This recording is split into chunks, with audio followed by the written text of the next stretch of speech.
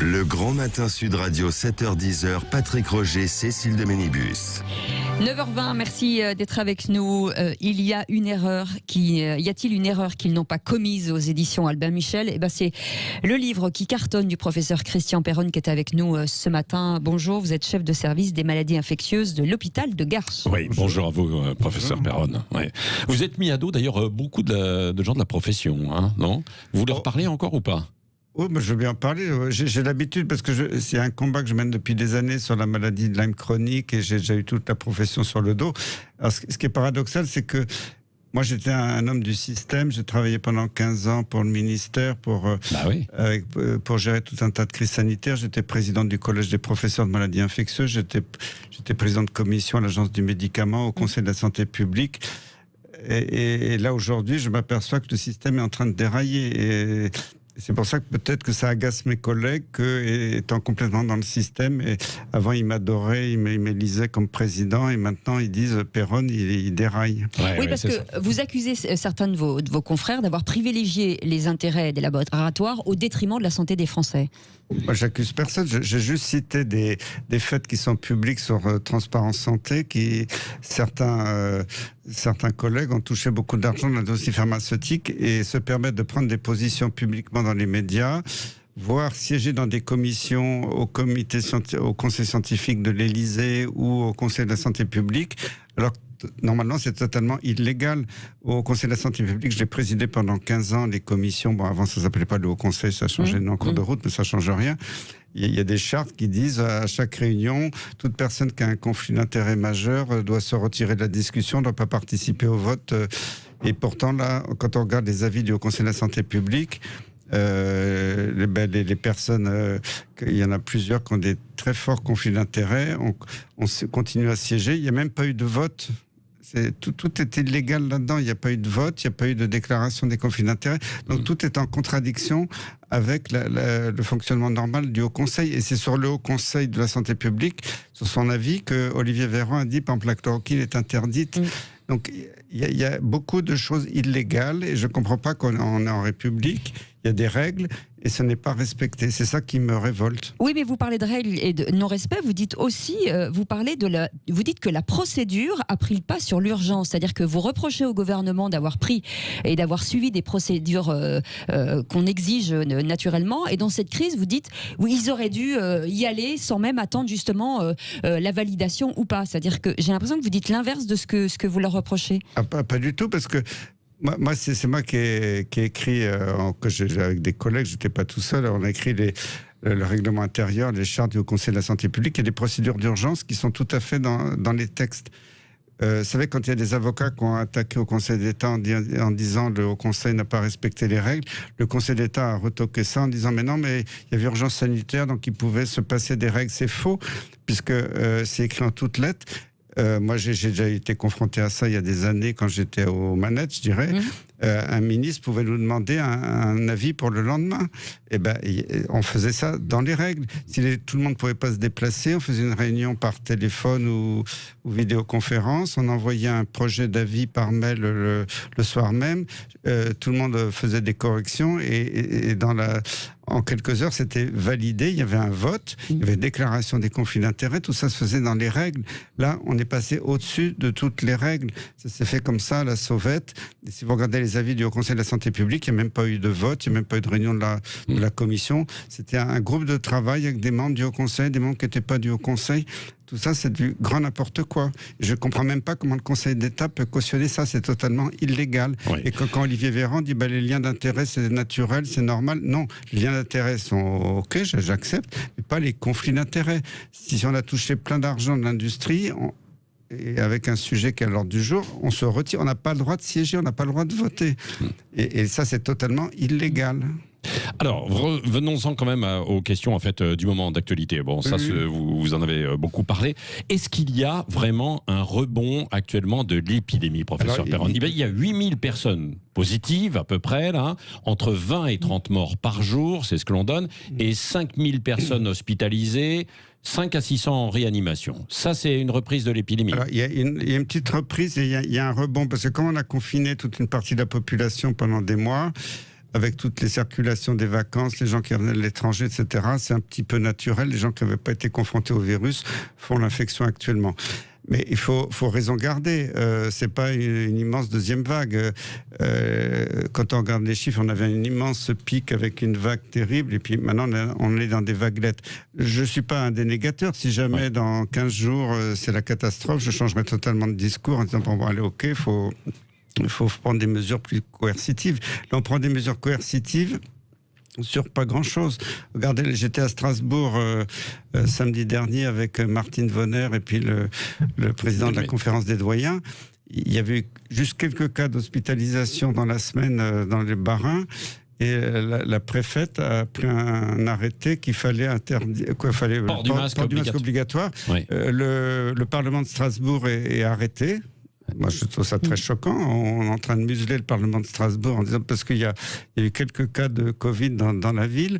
Ça devient du délire. À Marseille. Oui, mais c'est aussi le confinement, vous l'avez dit, et puis les mesures, les gestes, l'ensemble des gestes barrières qui ont permis aussi de contenir cette épidémie. Donc c'est peut-être ce qu'il faut faire encore de nouveau, non ? Ça a permis de contenir, mais le confinement généralisé n'a pas été une chose bonne. Je l'ai dit depuis le début, il fallait un confinement ciblé. Les mesures doivent être ciblées, que ce soit les masques, les tests, on ne fait pas ça n'importe comment chez tout le monde.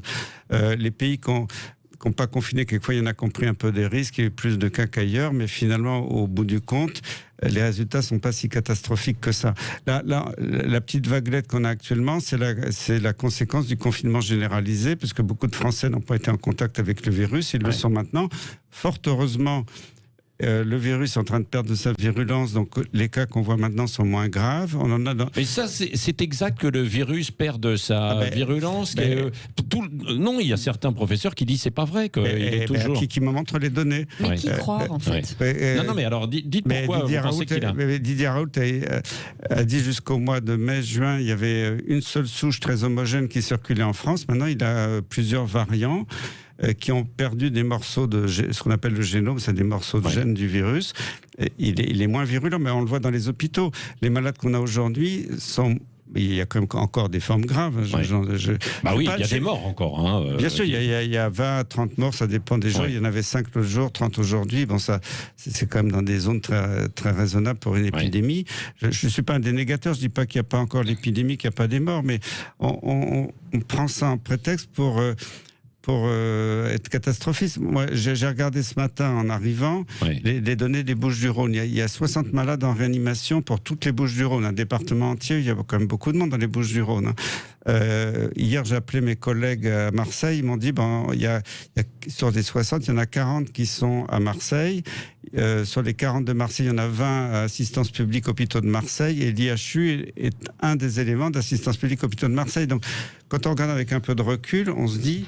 bien sûr qu'il y a l'épidémie a un peu réaugmenté, il y a un peu plus de patients en réanimation, mais c'est pas la catastrophe qu'on a vécue il y a 3 mois où les réanimations n'avaient plus de place.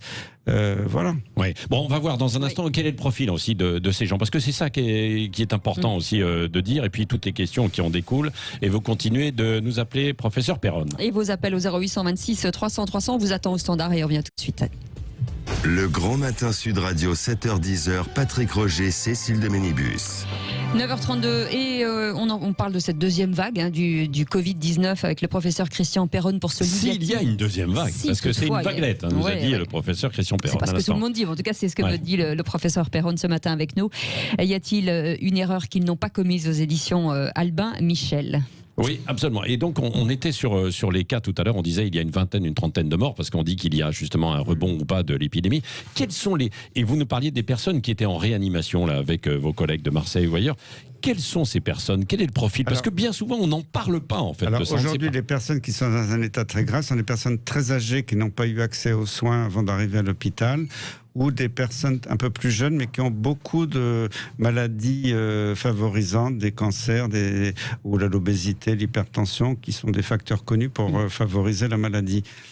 Donc on a l'impression qu'aujourd'hui, les personnes un peu plus jeunes qui sont très malades ont beaucoup plus de facteurs de risque qu'il y a 3 mois où on voyait des gens jeunes qui n'avaient pas trop de facteurs de risque, quelquefois aller en réanimation. Donc je ne suis pas un dénégateur, l'épidémie est encore là, il y a des cas, il y a des morts, il n'y en a pas beaucoup. Et puis en plus, quand je discute avec mes collègues réanimateurs, Il y a une époque où la réanimation, on pouvait presque pas y accéder, c'était saturé, il y avait des malades partout. Heureusement, dans mon hôpital, je salue mon collègue chef de service de la réanimation, le professeur Gilles Yanan, il a toujours eu un discours très éthique en disant on fait pas de sélection sur l'âge, et ça, je dois dire que je lui suis très reconnaissant. Ça n'a pas été possible partout en France. On a rejeté des malades, on les a refusés en réanimation. Aujourd'hui, il y a la capacité en réanimation d'accueillir tout le monde. Donc il y a peut-être plus de passages comme ça de gens qui sont peut-être un peu moins sévères qu'il y a 3 mois. Et quand je discute avec mes collègues en réanimation, vous savez, en réanimation, le but c'est de vous mettre un tube dans la trachée, de faire la respiration artificielle avec un ventilateur et une machine. Beaucoup moins de gens qui passent en réanimation sont sous machine actuellement. La plupart, ils sont sous surveillance renforcée, oxygène à forte dose. Alors, ils vont en réanimation parce qu'ils sont un peu dans un état limite.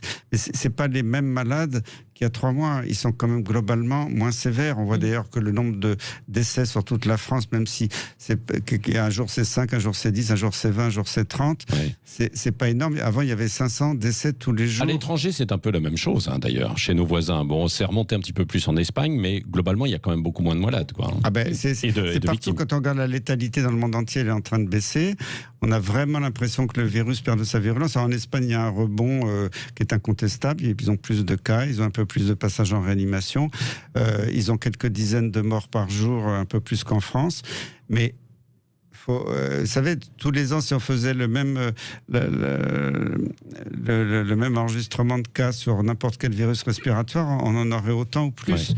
Là, pourquoi on focalise sur ce virus qui est devenu un virus pour l'instant? Peut-être que si le virus mute et qu'il devient très dangereux dans 15 jours, je dirais totalement le contraire.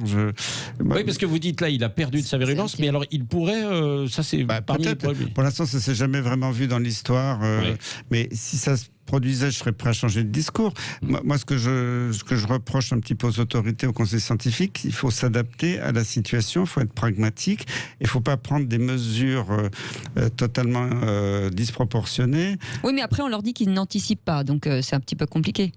En tout cas, on va au standard, au 0826 300 300 avec Mohamed qui nous appelle de Perpignan. Bonjour Mohamed. Oui, bonjour à vous, bonjour aux professeurs, aux auditeurs. J'aurais 2 questions à poser au professeur. Est-ce qu'on ne va pas trop vite pour le vaccin puisque le virus est en train de muter et de faire un vaccin qui peut-être n'est pas adapté? Et ma deuxième question, je vois quand même dans les lycées, les collèges et les écoles primaires, les gamins qui ont le Covid, on veut les laisser à la maison, alors que peut-être il y a autre chose à faire. C'est des regroupements de tous ces enfants qui ont le Covid dans des salles communales où il y a beaucoup de locaux qui sont modulables, où ce qu'on peut embaucher des gens et puis des profs qui sont malades, travailler par visio, ça coûte rien. Et au moins, ils ne prendraient pas du retard. Et les parents pourraient aller au travail et sans être au chômage. Alors, ils ont du mal à joindre les deux. 2 questions pertinentes. Mohamed, la première, les vaccins. J'ai pas de casque, j'ai pas bien entendu la première. Alors la première, c'est sur les vaccins.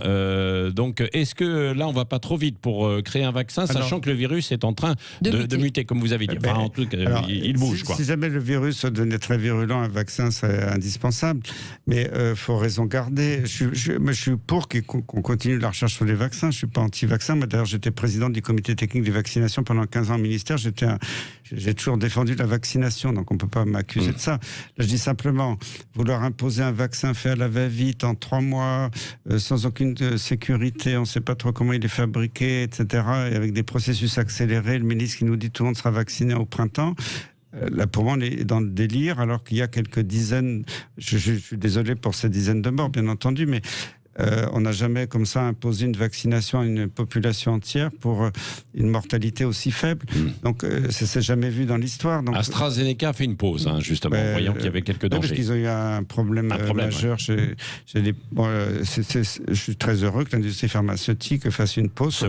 Oui, mais quand on se mobilise aussi, c'est bien. Si Sanofi et d'autres se mobilisent. Je ne suis pas contre la mobilisation pour les vaccins. Je ne suis pas du tout anti-vaccinal. J'étais toujours, toute ma carrière, j'étais pour les vaccins.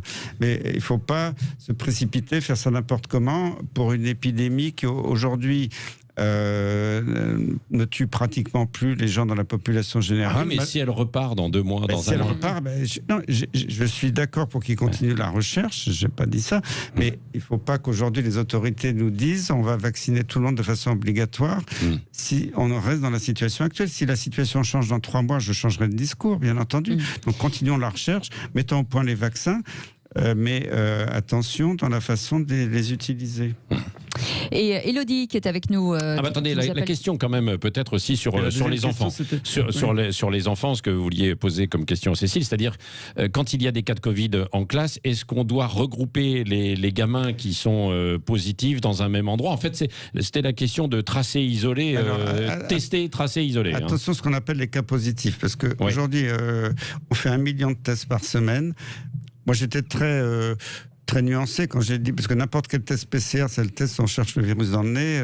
Pour n'importe quelle maladie, il y a au moins 3% de faux positifs. Ça, c'est pas la faute des experts. C'est les limites de la technique. On sait qu'il y a 3% des cas où vous rend un test positif, alors que vous êtes négatif, vous n'êtes pas malade. Donc 1 million de tests par semaine, ça fait déjà 30 000 faux positifs de gens qui sont dépistés avec la maladie qui ne l'ont pas. Je suis très modéré. Raoult a comparé ces tests avec d'autres tests. Il dit que c'est 20-40% des tests qui sont faussement positifs. Une université américaine très prestigieuse vient de publier que 90% des tests, alors c'est peut-être pas les mêmes qu'en Europe, sont faussement positifs. Donc, on est en train de générer une fausse épidémie de dizaines de milliers de gens qui n'ont pas du tout la maladie, qui sont des sujets jeunes, en bonne santé, qui vont très bien. Donc ça veut dire, en résumé, que fermer une classe entière pour un cas positif, c'est exagéré. Non. Si l'enfant, par exemple, a des symptômes, a eu de la toux, et vraiment des signes respiratoires, etc., ça peut être logique de fermer la classe, de dépister autour pour faire une bonne enquête. Si c'est un gamin qui va très bien, mais on l'a obligé à faire le test et qui est positif et qu'il n'a aucun symptôme, ça n'a aucun sens. Et là, on voit ça de façon... Oui, mais il peut contaminer les autres. Non, parce que c'est des faux positifs. C'est des faux positifs, oui. Parce que vous savez que c'est un peu technique, mais quand on fait Donc il ne contamine pas ceux-là. Quand on fait la PCR, la PCR, c'est on amplifie l'acide nucléique, c'est-à-dire l'ARN, c'est un virus ARN, avec une enzyme qui est comme une machine à tricoter qui va le répliquer des millions de fois, et puis on fait des cycles. Normalement, quand on fait une PCR pour un virus, on doit s'arrêter à une 20aine de cycles. Si on va au-delà, on court le risque d'avoir beaucoup de faux positifs, parce qu'on amplifie n'importe quoi. Or, aux États-Unis et en France, on amplifie jusqu'à 45 cycles. En Allemagne, en Italie, ils se limitent aux 20 cycles normaux. Donc, on est en train de générer, mais je pense que c'est intentionnel, je ne comprends pas pourquoi, sinon on est en train de générer une fausse épidémie avec des milliers de cas partout qui ne sont pas des gens malades. Et moi je vois, j'ai un collègue qui était paniqué parce que sa fille qui travaille dans une grande entreprise à la Défense, ils ont testé toute la tour et puis il y a eu des cas positifs, j'ai des gens qui étaient en parfaite santé, qui s'apprêtaient en parfaite... Oui, mais alors qu'est-ce qu'on fait? C'est ce que disait Cécile, qu'est-ce qu'on fait finalement? Que ce soit une classe, au travail, quand il y a un cas positif? On arrête de dépister des gens en bonne santé. C'est un délire total quand le ministère de la Santé dit on fait des millions de tests. Moi, je suis horrifié quand je vois je suis passé dans des rues à Paris, on voit devant les laboratoires de biologie, il y a 100 mètres de queue. Mais et des gens qui font des tests toutes les semaines. Le test doit être... Oui, mais il y a des gens qui ont besoin de savoir, qui sont en contact de personnes âgées, de personnes fragiles. Voilà. Quand c'est dans l'entourage d'un cas où il y a un cas, etc., c'est ciblé. Le test devait être remis dans les mains des médecins. Ça devrait être sur prescription médicale, en ciblant. Faire des tests comme ça en population générale. Alors, les gens disent c'est gratuit, j'y vais, ils font la queue. C'est n'importe quoi, parce que dans les gens dans la queue, il va y avoir des gens qui ne sont pas du tout malades, qui vont être détectés positifs. Ça va être panique à bord, on va isoler tout le monde, fermer le bureau. Et l'inverse est possible? Des gens qui pourraient avoir et qui sont testés négatifs à peu près. Aussi. Oui. Il y a, bien sûr, parce que le test, les couvillons, c'est-à-dire le petit truc qu'on rentre dans le nez, va pas toujours assez profond. On l'a bien vu quand on était en pleine épidémie, il y avait beaucoup de malades à l'hôpital. Il y avait à peu près 30% des gens qui avaient la maladie à l'évidence. Ils avaient tous les signes, l'atteinte pulmonaire, ils avaient perdu le goût, l'odorat, qui est quand même très spécifique. Donc, quelque part, vous rejoignez un peu le professeur Delfrécy ce matin, qui dit que c'est pas très bien fait tout ce que l'on fait et que le dépistage massif, il faudrait recadrer un petit peu les choses et suivre les vrais malades. Mais moi, je l'ai vécu dans d'autres situations. Moi, j'ai été expert pour la tuberculose à l'Institut l'Institut Pasteur, etc. Quand les tests sont arrivés, les gens ont dit on va passer tous les hôpitaux au dépistage du test de la tuberculose. Si moi, demain, je vais au ministère de la Santé, je fais un test Covid, il y a peut-être plus de 1000 fonctionnaires. Sur 1000 fonctionnaires, je trouve 30 cas tout de suite qui sont en parfaite santé. Je le fais le même test avec la tuberculose, je trouve 30 tuberculeux au ministère de la Santé. C'est totalement délirant d'un point de vue microbiologique, épidémiologique. J'ai toujours appris ça de mes maîtres en infectiologie. On ne fait pas des tests de dépistage massifs qui ont des faux positifs sur des populations en bonne santé. Ouais. Et ça, c'est juste pour instrumentaliser une fausse épidémie. Alors, je ne suis pas un dénégateur, l'épidémie existe toujours. Il y a toujours parce que là, on va vous accuser de complotiste. On va y revenir dans un instant. On va au standard. 0826 300 300 avec Élodie qui nous appelle de Carlepont. Et merci à Mohamed de nous avoir parlé. Oui. Bonjour Élodie. Oui, bonjour à tous. Bonjour professeur Perron. Je suis très contente de voir que c'est professeur Perron qui est là aujourd'hui. Oui. Donc je vais lui poser une petite question.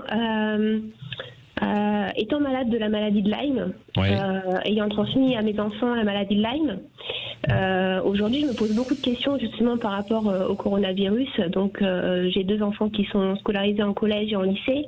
Donc ils sont masqués toute la journée. Le dernier est en CM2, donc je lui demande de porter le masque parce que j'ai peur qu'il attrape ce virus en plus de sa maladie de Lyme. Par contre, à la cantine, plus de masque, plus de distanciation sociale, tout le monde sont tous les uns sur les autres. Ça veut dire quoi? Que les institutions scolaires, le virus ne va pas à la cantine. Je me pose beaucoup de questions par rapport à ça. On ferme des écoles. Est-ce que c'est vraiment, comme il disait tout à l'heure, je ne vais pas le faire répéter, mais est-ce que c'est vraiment nécessaire? Est-ce qu'il faut vraiment que nous, parents, on ait peur? Est-ce que ça peut avoir un impact sur des personnes comme nous qui ont déjà un système immunitaire fragilisé? Et est-ce qu'il faudra qu'on se vaccine? Parce que si un vaccin sort pour le coronavirus, est-ce qu'on aura un intérêt à se vacciner par rapport à nos pathologies qui sont là déjà depuis des années? Oui. Alors le professeur Perron, je le précise au passage, qui est grand spécialiste de la maladie évidemment de Lyme, donc qui a écrit un livre dessus. Oui, absolument. Oui. Alors moi je rassure Élodie. Je rassure Élodie. D'abord, les enfants font très peu de maladies sévères. Il y a eu quelques cas qui ont été médiatisés avec des enfants qui ont fait des formes graves, mais c'est rarissime. Et même la maladie de Lyme n'est pas forcément un facteur favorisant de faire une forme grave de Covid.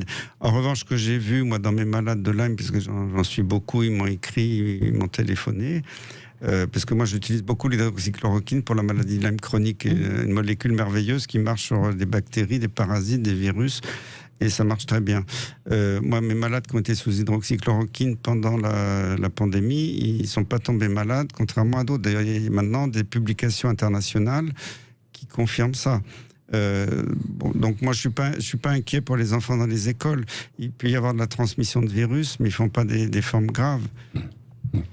Bon, voilà, on va continuer dans un instant. Parce qu'on a encore des appels au standard. Des appels au standard, et puis il y a beaucoup de questions, notamment sur Big Pharma, justement. Et puis, parce que vous dites, on veut instrumentaliser. Qu'est-ce que vous voulez dire par là, professeur Perron?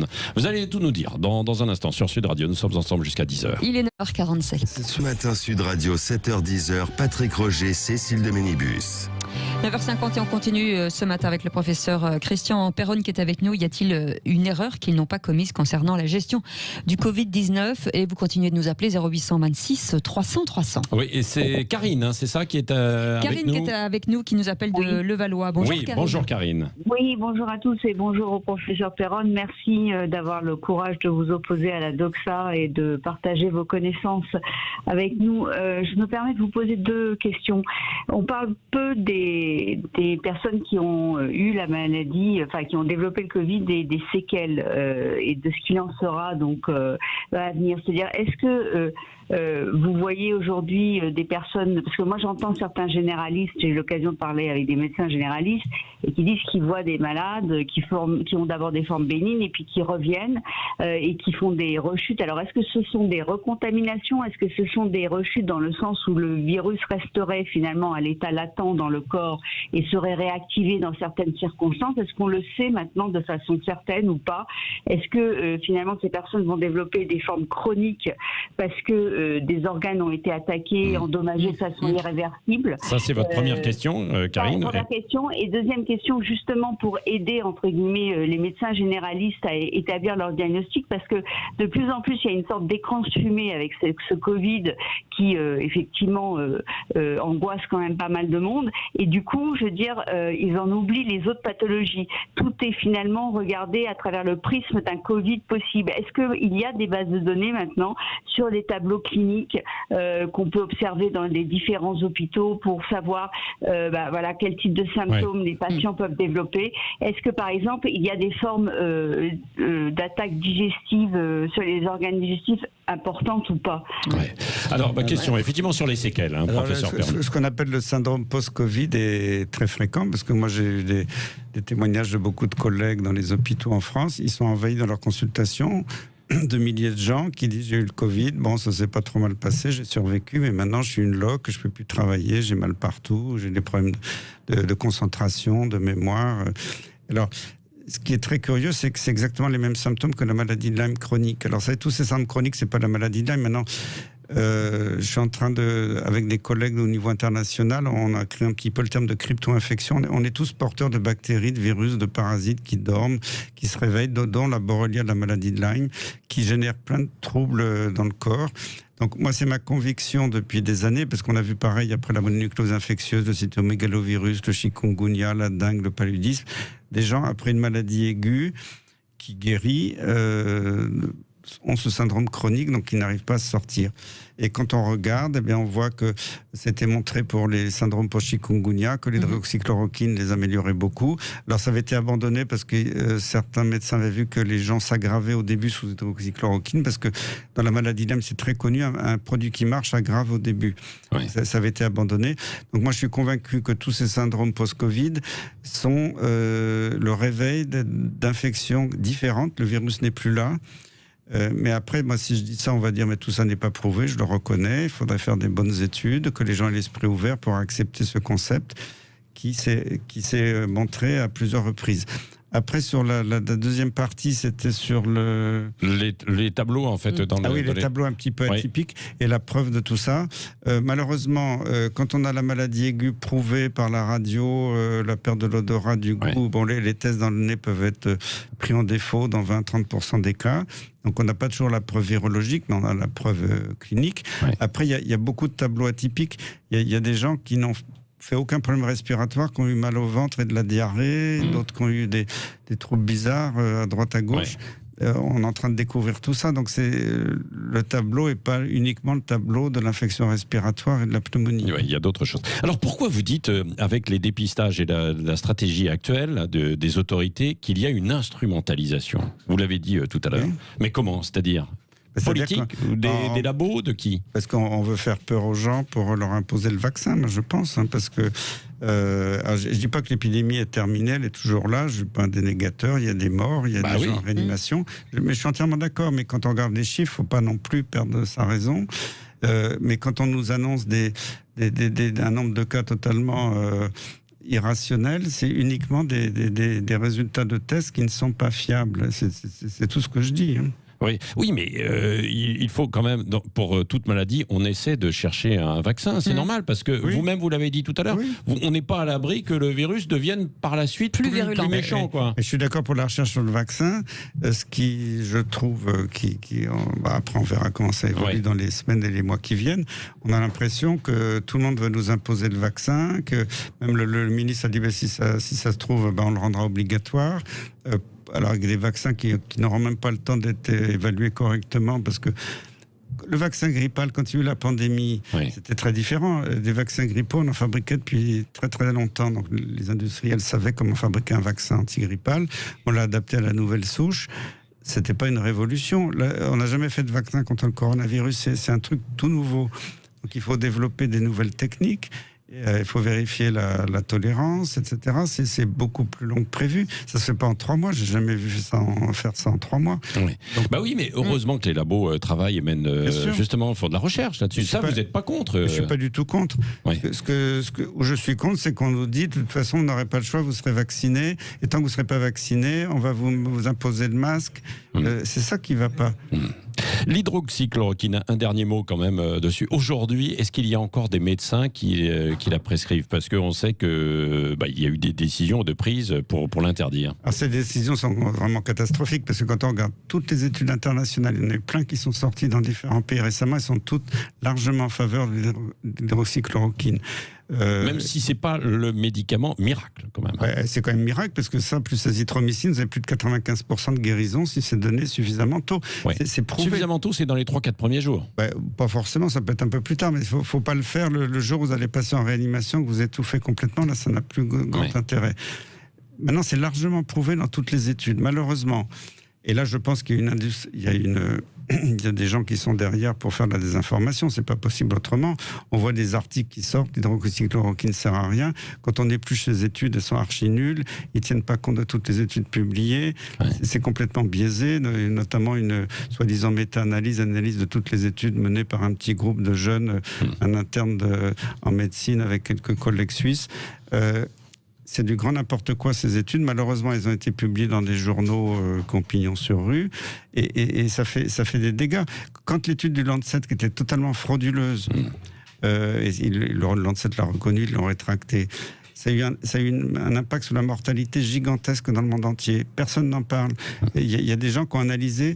Parce que dans beaucoup de pays prescrivaient la chloroquine, ils avaient une mortalité qui baissait régulièrement. Les médecins ont lu le Lancet, ils ont dit zut, on n'aurait pas dû. Ils ont arrêté de prescrire pendant 2-3 semaines. On a vu un pic de mortalité. Donc c'est prouvé. Donc il faut arrêter de dénigrer l'hydroxychloroquine. Et quelquefois je nuance l'intérêt du vaccin. Quand on a un médicament avec l'azithromycine qui marche dans plus de 95% des cas, s'il y a des cas dans les EHPAD chez les personnes âgées, il suffit de faire des stocks dans les EHPAD et l'épidémie elle est terminée, ou en tout cas les cas graves peuvent être traités immédiatement. Merci professeur Perron d'avoir été avec nous depuis 9h15 ce matin, toutes vos questions.